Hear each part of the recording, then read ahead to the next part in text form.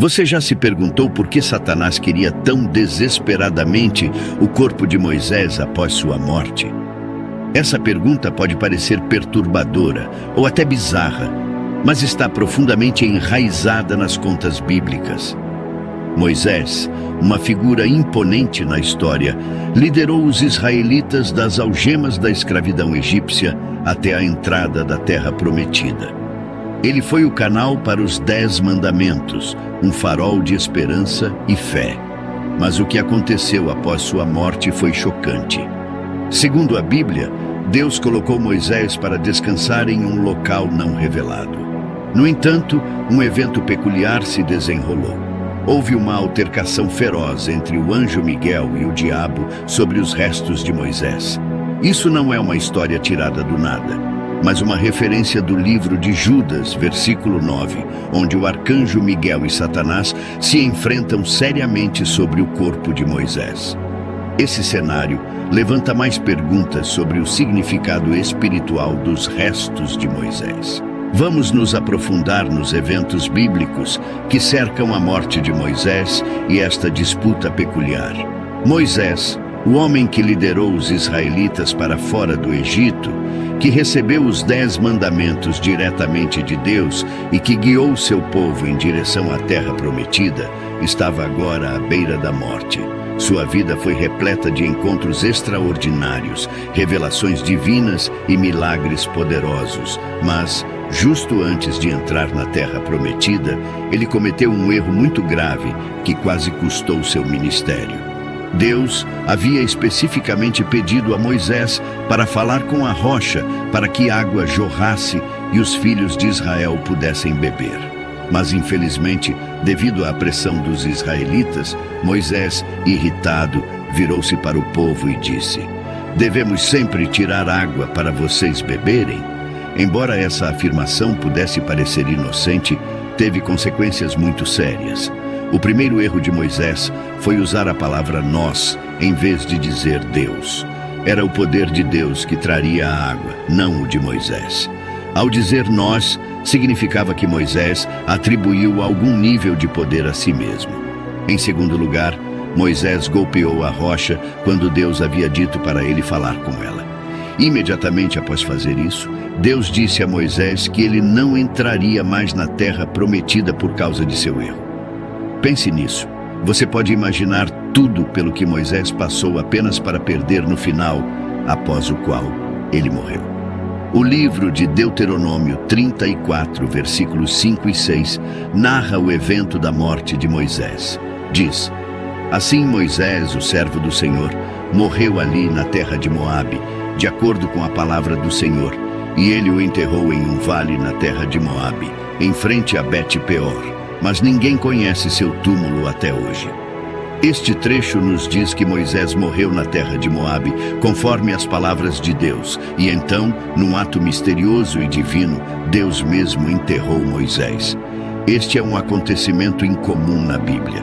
Deus, o Criador do universo, envolver-se pessoalmente no enterro de um homem não é algo que ouvimos frequentemente sobre Deus realizando um enterro.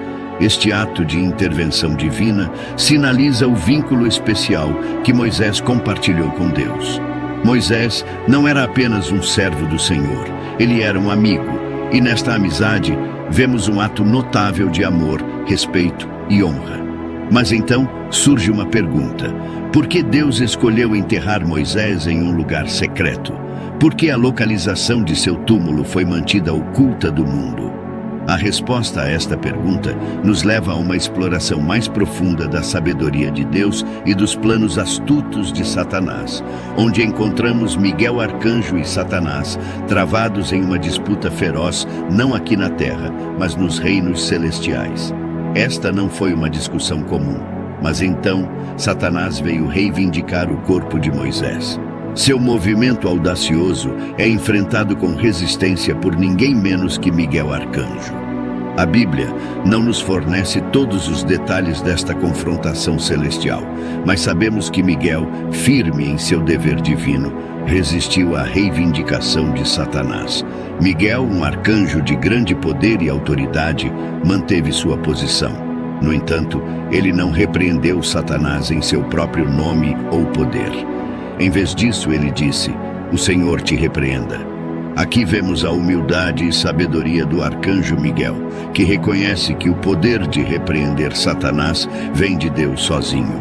Pode-se perguntar por que um ser celestial como Satanás estaria tão interessado nos restos mortais de Moisés. O que ele poderia ganhar possuindo o corpo de um homem que já havia falecido?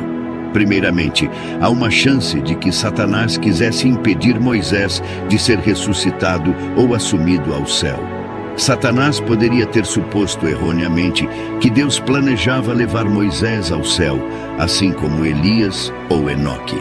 No Evangelho de Mateus 1,17, Moisés apareceu com Elias no Monte da Transfiguração com Jesus. Satanás, sendo o adversário astuto que é, pode ter tentado impedir isso tomando posse do corpo de Moisés.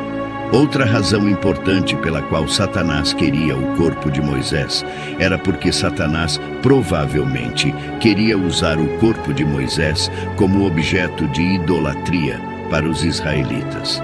Lembra do episódio do bezerro de ouro em Êxodo 32? Satanás, sabendo disso, pode ter pretendido tentá-los a venerar o corpo ou relíquias de Moisés. Isso teria sido uma maneira eficaz de desviá-los da verdadeira adoração a Deus. Deus, em sua sabedoria, pode ter escondido o corpo de Moisés para proteger seu povo dessa armadilha. O terceiro motivo é que Satanás, que é referido como o acusador em Apocalipse 12, versículo 10, poderia ter querido acusar Moisés de seus pecados passados e sua indignidade perante Deus. Satanás poderia ter usado os fracassos passados de Moisés, como matar um egípcio, quebrar as tábuas da lei ou golpear a rocha, em vez de falar com ela, como motivos para condenação. O diabo adora acusar e condenar, e Moisés, apesar de suas grandes obras, não estava sem pecados. Por último, Satanás pode ter querido zombar do plano e do poder de Deus ao apoderar-se do corpo de Moisés.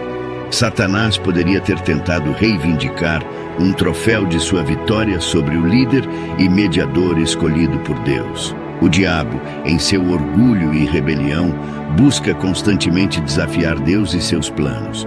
Mas lembremos disto: enquanto a astúcia de Satanás não conhece limites, a sabedoria de Deus também não. O poder e a sabedoria de Deus são infinitamente maiores que os esquemas de Satanás. Mesmo quando Satanás lutou arduamente pelo corpo de Moisés, foi Deus quem teve a última palavra. Os propósitos de Deus não podem ser frustrados e seus planos não podem ser frustrados. A astúcia de Satanás não conhece limites, mas nem a sabedoria de Deus. Deus está sempre um passo à frente, e sua sabedoria e poder superam qualquer coisa que Satanás possa conjurar. Mesmo diante da astúcia de Satanás, os planos de Deus sempre prevalecem. Então lembre-se, não importa quão astuto e esperto Satanás possa ser, a sabedoria, o poder e o amor de Deus por nós são infinitamente maiores. Além da disputa, há uma lição maior. É uma história que desvendamos hoje, uma narrativa complexa tecida no tecido de nossa fé, uma história do líder escolhido por Deus, Moisés, e a batalha que se seguiu sobre seu corpo sem vida. Mas vamos dar um passo atrás por um momento. Vamos olhar além da batalha, além dos motivos de Satanás, e encontrar a maior mensagem escondida nesta história. Primeiro, é um lembrete da importância da verdadeira adoração. Os israelitas, vez após vez, caíram na armadilha da idolatria, seja o bezerro de ouro ou a serpente de bronze. Eles foram facilmente desviados da adoração ao único Deus verdadeiro. O possível mau uso do corpo de Moisés como objeto de veneração sublinha a luta, lembrando-nos de manter nossa adoração focada apenas em Deus. Segundo, é um testemunho de que a graça de Deus se estende além de nossas falhas e que seu amor é mais forte do que nossos fracassos passados. Finalmente, esta história serve como um lembrete pungente da necessidade de resistir às tentações de Satanás. Satanás é astuto, esperto e usará qualquer meio para nos desviar do caminho de Deus. Mas como o arcanjo Miguel demonstrou, com fé e o poder da palavra de Deus, podemos resistir a essas tentações. Vamos lembrar a história do corpo de Moisés não como uma batalha horrível, mas como um testemunho da proteção e orientação duradoura de Deus. É um testemunho que continua a ressoar, lembrando-nos da importância da verdadeira adoração, do poder da redenção de Deus e da necessidade de resistir às tentações de Satanás.